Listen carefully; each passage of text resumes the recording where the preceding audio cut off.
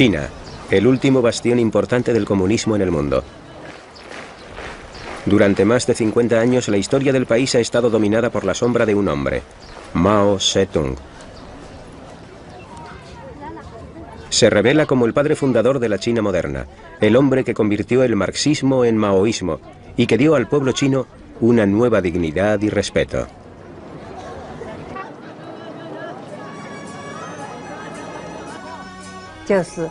La gente creía que Mao Zedong les traería la felicidad. Hay una canción popular llamada El Este es rojo, que dice: el Este es rojo, el sol es reciente, Mao Zedong ha aparecido en China.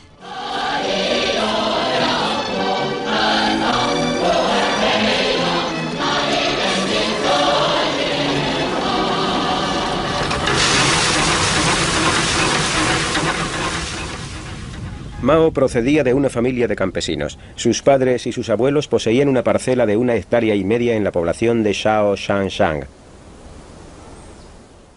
Es una pequeña población en la provincia de Hunan, al sur de China. Fue aquí, en esta casa que ahora es un museo, donde nació Mao el 26 de diciembre de 1893.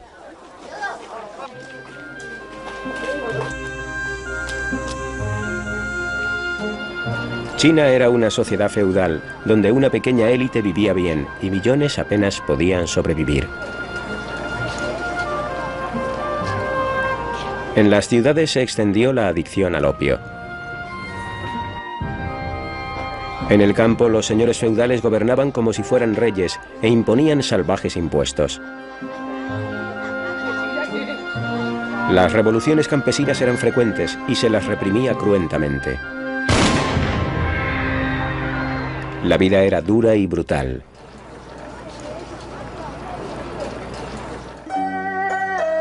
La familia de Mao era de mejor condición social que otras muchas. Su padre, Mao Zedong, era un hombre que se había hecho a sí mismo, de marcado temperamento, que creía en las virtudes del trabajo duro y a menudo pegaba a sus hijos. Mao y sus 2 hermanos pequeños eran más felices junto a su madre Wen Chimei, una budista analfabeta pero entregada que intentaba protegerles. Mao tenía una relación muy estrecha con su madre. Pasaba mucho tiempo discutiendo con su padre y en sus últimos años, cuando fue a visitar la tumba de sus padres, Mao dijo que su madre había sido mucho más importante para él de lo que fue su padre. A la edad de 6 años, el joven Mao ya trabajaba duro durante horas en los campos de su padre. Recibió una corta educación y para cuando cumplió los 13 años ya trabajaba a jornada completa en la granja de su padre. Cada vez era más impaciente. No tenía educación, pero tenía una ambición que él ignoraba. Y esta era una muy buena combinación. No sabía qué hacer consigo mismo, pero siempre tenía un apetito voraz por la lectura y un espíritu de aventurero radical. Cuando tenía 14 años, su padre arregló su matrimonio con una muchacha de la localidad, pero Mao por aquel entonces ya sabía que quería escapar de la vida local y nunca la aceptó ni vivió con ella.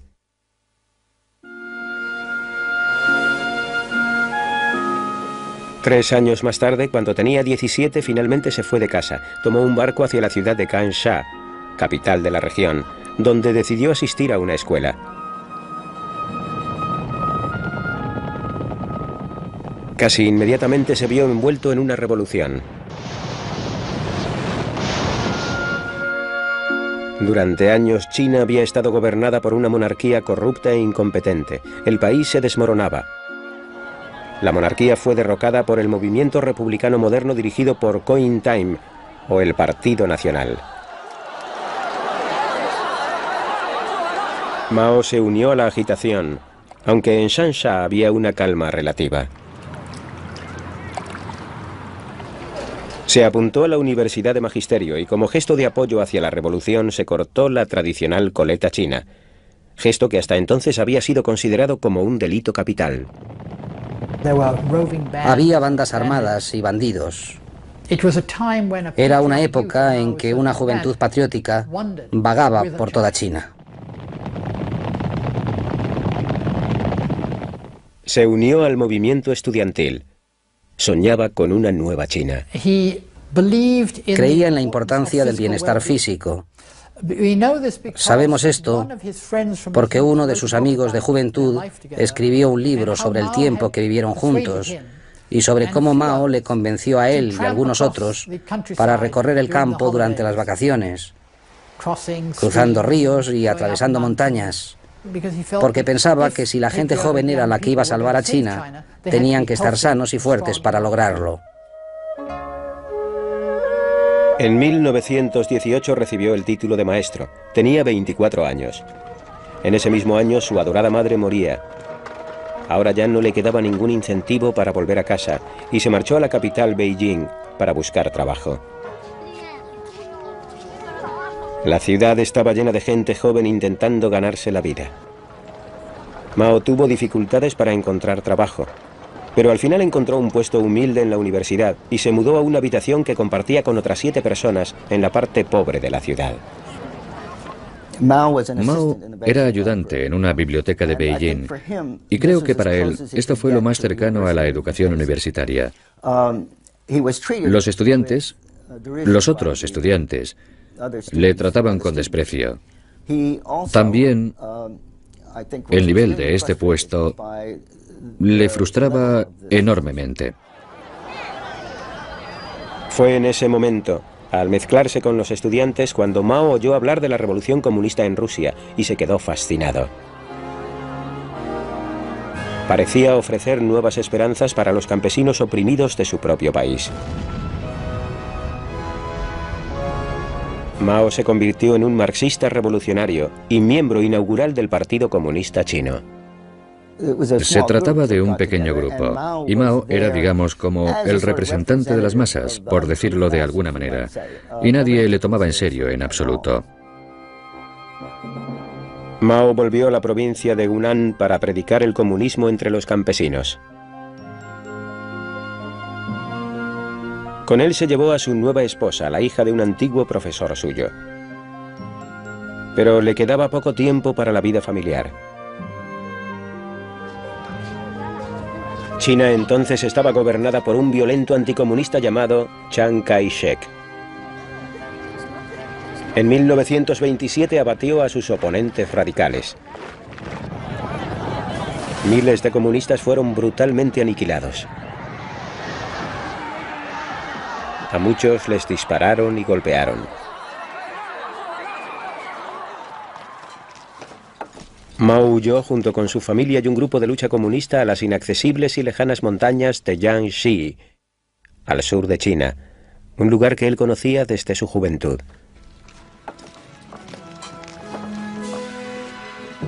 Tenía casi 40 años, era un hombre perseguido y había una recompensa por su cabeza de $250.000 de plata. Iba a erigirse como la figura revolucionaria más importante de China. En las lejanas colinas de Jiangxi, los supervivientes del Partido Comunista se reagruparon. Mao y sus camaradas eran proscritos con un precio por sus cabezas.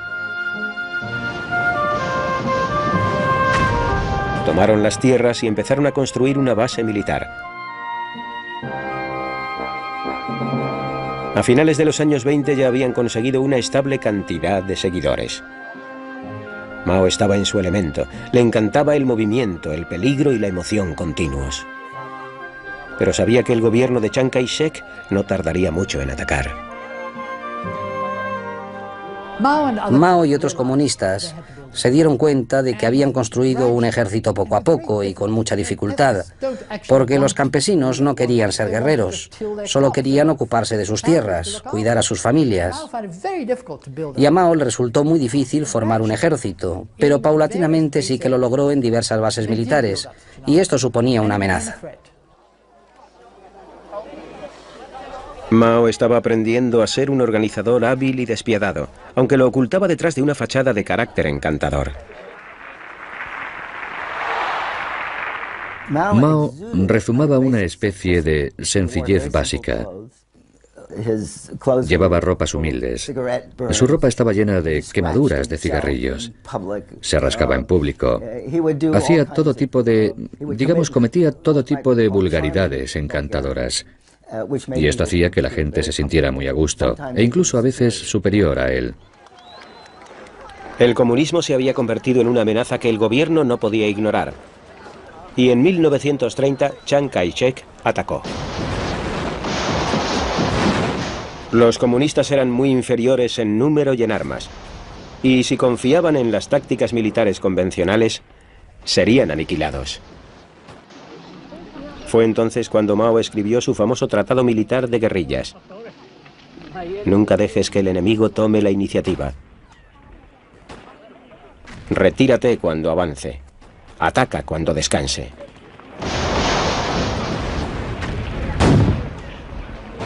Una de las primeras víctimas fue la esposa y compañera de Mao, Yang Kain-hui, que murió en un combate de guerrillas.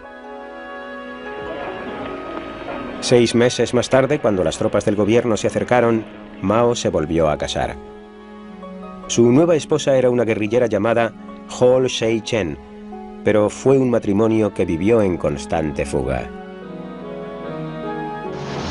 En 1934 había casi 1 millón de soldados del gobierno rodeando el campamento comunista.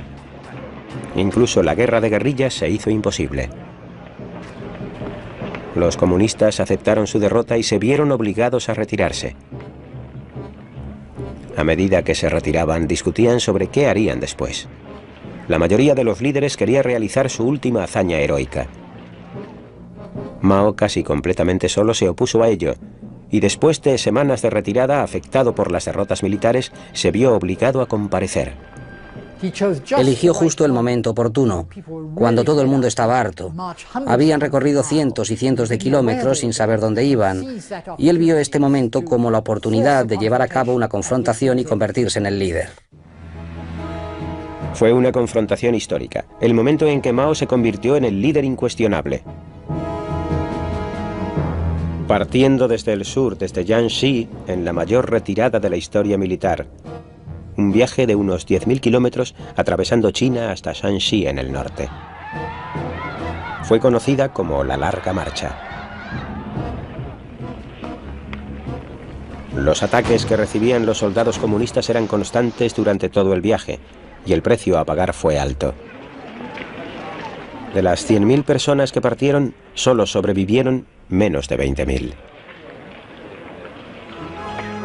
Pero la Larga Marcha salvó a los comunistas de una muerte segura y convirtió a Mao en una leyenda viviente.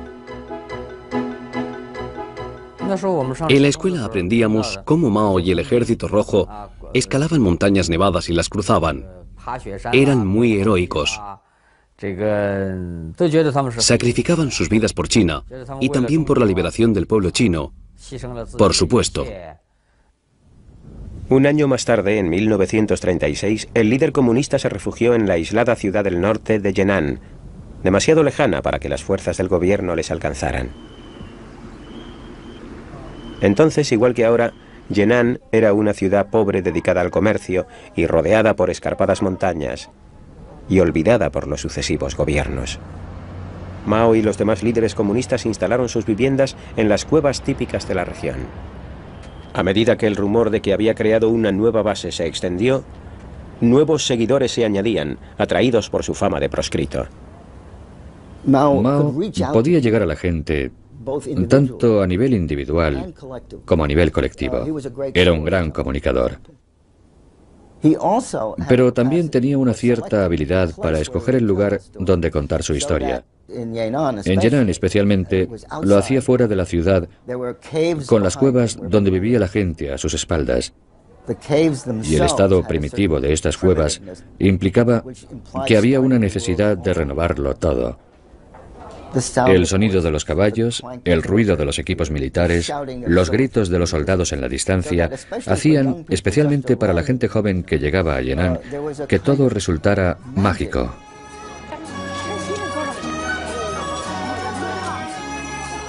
Yenan pasó a ser una zona comunista liberada, y por primera vez en muchos años Mao tenía la oportunidad de comprobar por qué había luchado. Escribió poesías y también más minuciosamente sobre la política revolucionaria. Todos se sentían atraídos hacia él. Por sus discursos se podía interpretar que era mejor que los demás líderes comunistas. Los otros se habían formado en el frente o en Rusia, de modo que su nivel intelectual era diferente y no podíamos entenderles fácilmente. La mayoría de nosotros preferíamos a Mao. Mao explotaba su popularidad. Detrás de su fachada de gran líder también había un mujeriego. Mao era muy popular, ya que exigía una rígida disciplina a sus oficiales con respecto a las mujeres y a los derechos de estas. Y él, a su vez, literalmente se aprovechaba de la situación. Era un famoso filántropo. Cuando llegaron los nuevos refuerzos, Mao comenzó una relación con una actriz llamada Yang Qin. Abandonó a su mujer por ella. Y al año siguiente contraía matrimonio por cuarta vez. Permaneció junto a Yang Qin durante el resto de su vida, aunque tampoco le sería fiel. Solo más tarde quedaría claro que la crueldad de Mao era parte de su personalidad. En aquella época, esta se le disculpaba por las presiones de la guerra.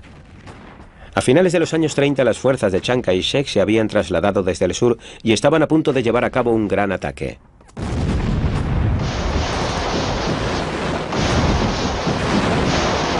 La ayuda llegó de un lugar inesperado. El antiguo enemigo de China, Japón, invadió China, cometiendo verdaderas atrocidades entre la población civil.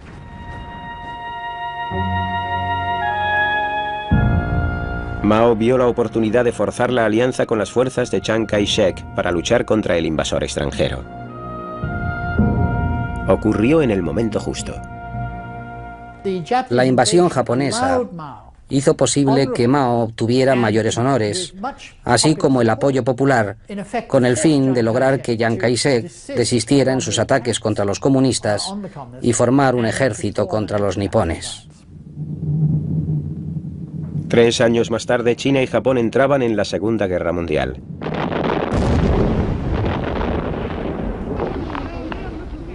Estados Unidos envió refuerzos y consejeros para ayudar a Mao a luchar contra los japoneses. Al final de la guerra, gracias a la ayuda norteamericana, los comunistas eran más fuertes y estaban mejor equipados que nunca. En 1949, después de una serie de batallas contra las tropas del gobierno, las guerrillas de Mao invadieron el país y entraron en la capital, Beijing.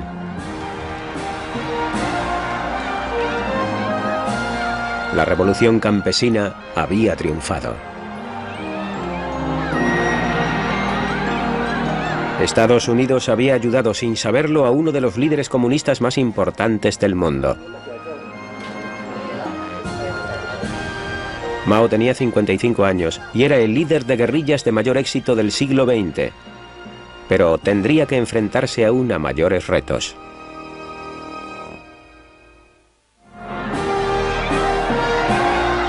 El 1 de octubre de 1949, en la plaza de Tiananmen de Beijing, Mao Zedong proclamó el nacimiento de la República Popular China.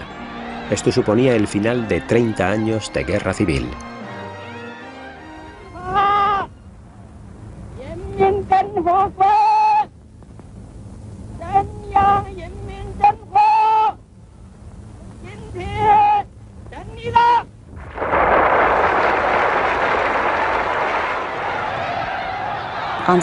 Ese día se nos pidió que fuéramos a la plaza de Tiananmen. A mí me pareció que Mao era una gran persona y el salvador de China, porque hasta aquel momento yo había presenciado la corrupción del gobierno. Por eso le admiraba mucho y por eso llevé a mis compañeros de la universidad.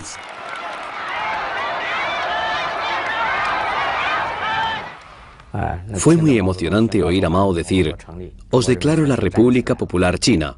Yo no había oído mucho sobre esto, pero en el fondo de mi corazón Mao se convirtió poco a poco en un dios. Ese otoño Mao viajó al norte, a Moscú. Era su primer viaje al extranjero y no sabía lo que le esperaba. Pero estaba impaciente por introducir a China en el siglo XX y esperaba que su aliado más importante, la Unión Soviética, le ayudara. El líder soviético Joseph Stalin le estuvo dando largas durante semanas, y cuando al final los dos líderes se encontraron, sus relaciones no fueron buenas. Stalin tenía poco interés por China y Mao se sentía decepcionado por la forma tan superior en que éste le trataba. A pesar del caluroso recibimiento, Mao abandonó Moscú desilusionado con su aliado soviético. China tendría que solucionar sus problemas sola. De vuelta a casa mantuvo su promesa hacia los campesinos y anunció un programa de reforma de tierras.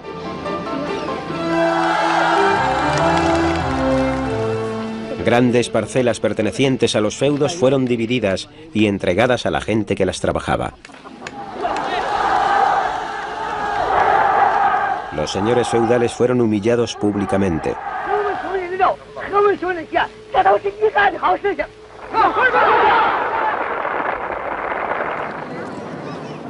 Pero en las ciudades el respaldo era menor hacia el comunismo, y mucha gente se resentía de la rígida posición del partido.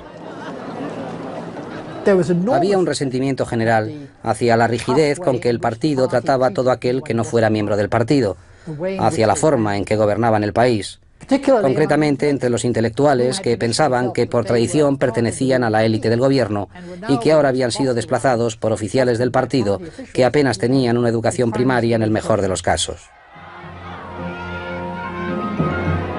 Mao percibió el descontento y en 1956 llevó a cabo el primer experimento de democracia en China. Una invitación abierta a los intelectuales del país para que expresaran sus opiniones. Dejó que 100 flores florecieran, que 100 escuelas de pensamiento se expresaran. Se esperaba la peor de las críticas.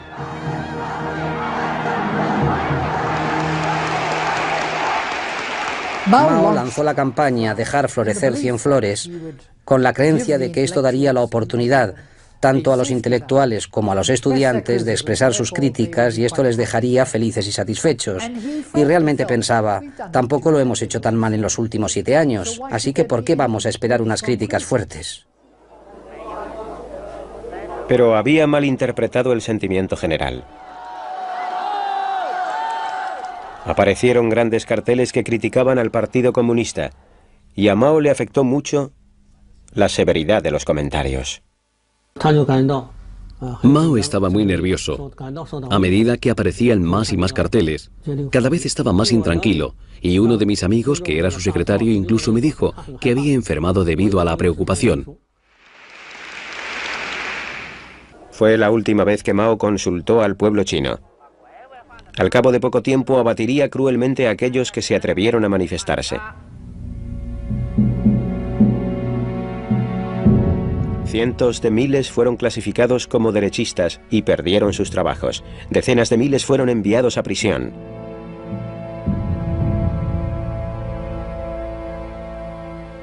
Uno de ellos era el periodista Liu Binyan, que sugirió que el Partido Comunista debería ser más responsable. Le costó creer lo que le estaba pasando. Me declaré culpable porque no podía pensar que Mao se equivocaba, y pensé que era yo el que me equivocaba. Durante 2 meses mi periódico escribió artículos denunciándome. Pensé que estaba acabado, y fui enviado a trabajar al campo. Más de 1 millón de familias se vieron afectadas por la denominada limpieza antiderechista. La mujer de Liu Binyan no vio a su marido durante años. Cuando Liu Binyan fue tachado de derechista, me afectó mucho y me quedé dividida, digamos, en 2 personas. Pensaba que Mao no podía equivocarse. Luego, era yo la que me estaba equivocando. Así que intenté resignarme a la idea de que Liu Binyan era de derechas. Para mucha gente este fue el momento en que Mao perdió el contacto con la realidad y pasó de ser un líder comunista a ser un dictador paranoico y asesino. Era ridículo. Estos escritores no eran de derechas en absoluto. Un amigo mío que estaba en una reunión y no dijo nada, pero que se tocó la cabeza, por eso era de derechas. ¿Por qué? Le dijeron que al tocarse la cabeza lo que estaba indicando era que si hablaba le iban a cortar la cabeza, así que por eso ya era de derechas.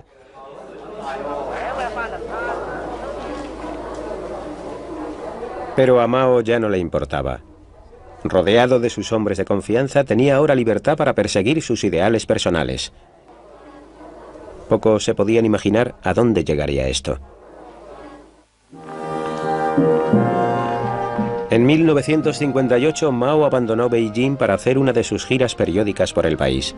Estaba impaciente por el ritmo tan lento de cambio que llevaba todo y temía que se hubiera pasado el momento para la revolución. Creyó que era el momento de agitar el país y hacer resurgir el antiguo entusiasmo. Mao era alguien que creía en el movimiento. Le encantaba la agitación. Así se lo dijo a su médico. Y está bastante claro por la forma en que se comportaba, y parte de su personalidad era parte de su vida marcial y de la existencia de la guerrilla. Eso es lo que era la revolución. Cuando Mao recorrió el país, de repente se quedó atónito con el potencial del gran ejército de trabajadores. Aunque al país le faltaba maquinaria, tenía mucha más mano de obra que cualquier otro país del mundo.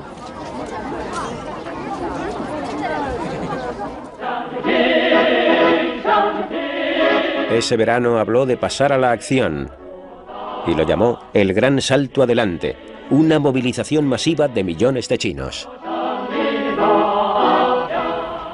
Para ser honesto respecto a Mao, muchos economistas de los años 50 y 60 dijeron que el boom llegaría empleando a los campesinos en la industria local. Esa era la forma de lograrlo. Lo que fue erróneo fue su manera de interpretar que se podía hacer. Oyó a Khrushchev decir que adelantaría a América en 15 años y él dijo, bueno, nosotros adelantaremos a alguien, adelantaremos a Inglaterra en 15 años, eso es. Los efectos se dejaron sentir casi inmediatamente. En el campo se produjo una enorme reorganización de las granjas. En menos de 12 meses, 900 millones de campesinos, que igualaban en número a la población de los Estados Unidos, se emplearon a fondo en las granjas colectivas.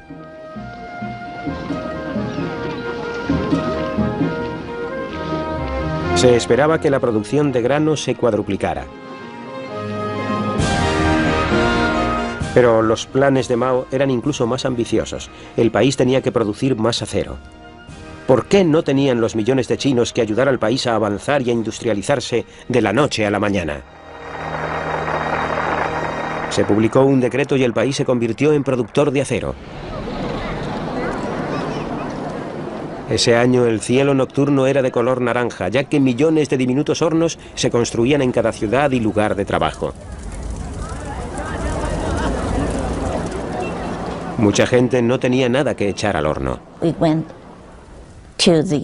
Íbamos a las casas de nuestros amigos para recolectar metal, pero luego ya no podíamos encontrar ni una pizca de metal. Entonces cogimos el calentador y lo convertimos en trozos de metal. Fue algo inimaginable, algo estúpido, pero lo hicimos. El Gran Salto Adelante se convirtió en la mayor movilización humana jamás vista en el mundo.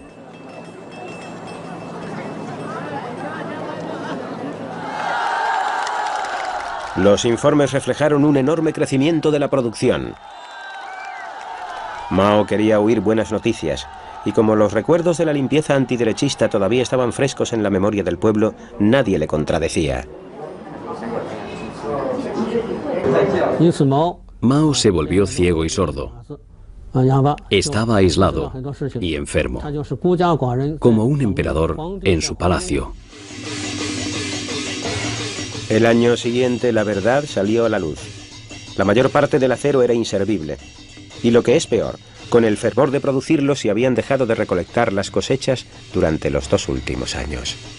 En 1958 o 1959, más o menos, tuve la impresión de que Mao realmente se había divorciado del mundo que le rodeaba, del pueblo chino, y que había sido capaz de organizar una revolución, pero que no sabía cómo gobernar un país. En el invierno de 1959, como resultado de las ambiciones de Mao, China se había visto empujada a una hambruna segura. Las antiguas ciudades se morían de hambre. La gente no tenía nada que llevarse a la boca, ya no tenían que comer. Cuando ya no les quedaba nada, se comían los cuerpos de los que habían muerto hacía poco.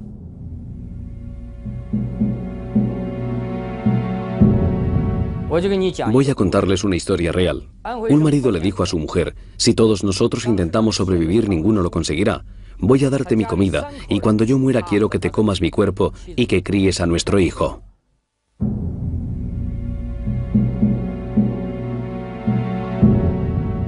Nadie sabe hasta qué punto se extendió ese canibalismo. Pero recientes informes sugieren que entre 1959 y 1961 murieron de hambre 40 millones de personas. Fue la peor hambruna de toda la historia.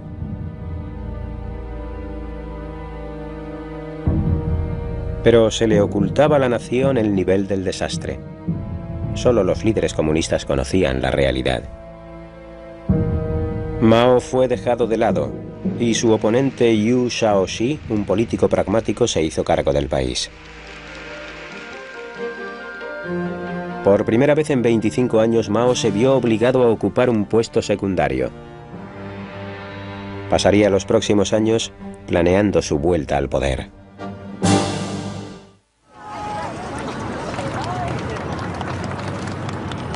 En 1966, Mao, a la edad de 73 años, se dio un baño al que se le dio mucha propaganda en el río Yangtze. Durante años observó consternado cómo el líder chino desmoronaba su revolución. Ahora era el momento de volver al panorama político, y esta fue su forma de decir: miren, he vuelto.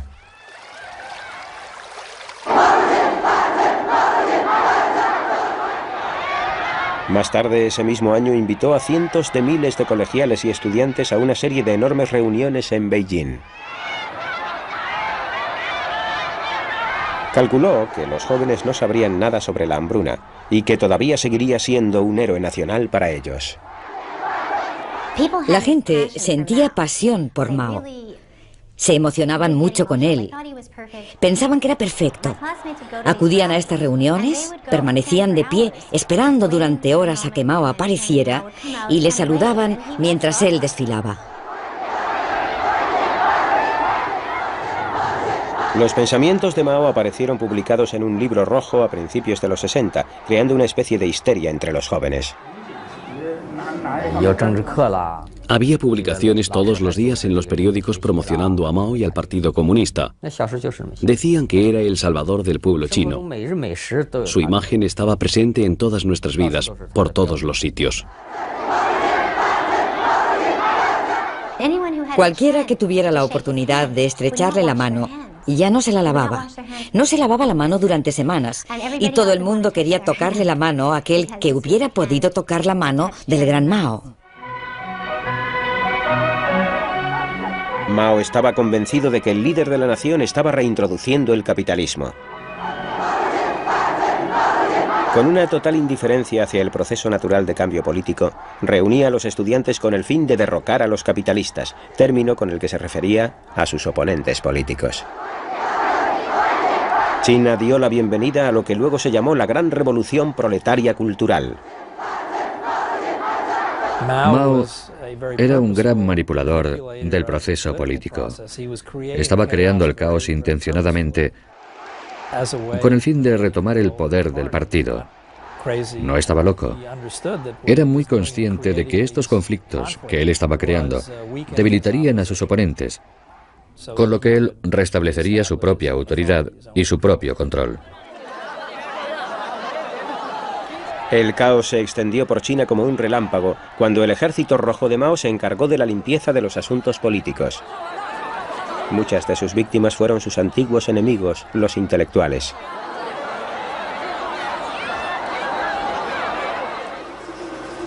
Chen Yixi se atrevió a escribir una carta a Mao exigiéndole una mayor democracia. Me detuvieron y denunciaron cientos de veces. Me golpearon 3 veces brutalmente. Me quedé tan agotado que hubiera podido morir fácilmente, pero de hecho quería vivir.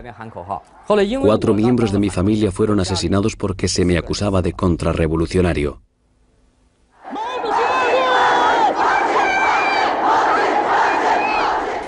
Hubo familias destruidas, padres separados de sus hijos. De hecho, en la oficina de mi marido torturaban a la gente hasta la muerte. Los envolvían con una manta y los golpeaban hasta que morían. Y luego tiraban los cuerpos por las ventanas y decían que había sido un suicidio. Mao estaba al frente del poder.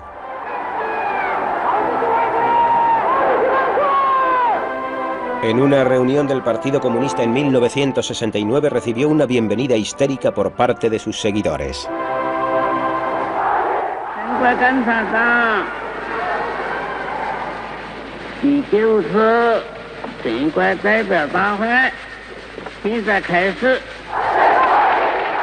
No tenía escrúpulos a la hora de explotar esta nueva popularidad. A medida que el arma roja se extendió por el país, se entregó abiertamente a su antigua afición por las mujeres jóvenes. Tenías que pensar en Mao como si fuera un cantante de rock. Era como si al tocarle ya no volvieras a ser la misma nunca más. Las mujeres jóvenes querían estar con él, servirle de la forma que fuera. Todas mis compañeras de clase querían entretenerle y por eso iban en secreto, sin que lo supiéramos, al centro de la comedia y le divertían. Así que para él no suponía ningún problema encontrar a chicas que se acostaran con él. A finales de los 60, más de 1 millón de personas habían sido asesinadas o encarceladas por el Ejército Rojo. Los oponentes de Mao habían sido derrocados del poder. Incluso él se había dado cuenta de que ahora era el momento de restaurar el orden. El Ejército Rojo se desmanteló. Muchos fueron enviados al campo a tranquilizarse. Tras años de caos en China, Mao ahora trataba de liberar a la nación de su aislamiento con respecto al mundo. Era su última y principal iniciativa. En un gesto característicamente audaz, recurrió a su archienemigo, los Estados Unidos, e invitó en 1972 al presidente de Norteamérica, Richard Nixon, a una reunión en Beijing. Primera ocasión de diálogo entre los dos países durante más de 3 décadas. A Mao le gustaba la compañía de Nixon, aunque la delegación norteamericana tenía dificultades para encontrar sentido a lo que decía. Ocasionalmente, Mao hacía algún comentario del que no se podía entender o parte o la totalidad de este. Era demasiado complejo y no conocíamos el contexto en el que hablaba para poder entender lo que quería decir. Pero los chinos también estaban en la misma situación. No pisaban suelo firme. Sentían pánico de malinterpretar a Mao, de entender algo que no estuviera diciendo. Era el principio del resurgimiento chino en el mundo. Pero el estado de salud de Mao se estaba deteriorando y no viviría para ver los beneficios de su diplomacia. El 18 de septiembre de 1976, Mao moría a la edad de 83 años.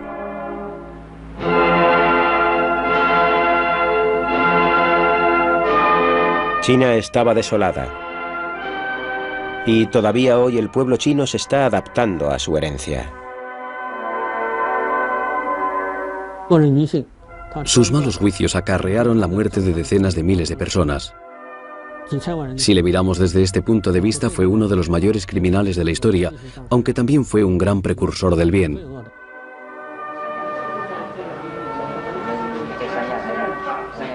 Había 2 caras en el carácter de Mao, y sin él la revolución no hubiera sido posible. Pero también era horrible y cruel. Era al mismo tiempo un monstruo y un genio.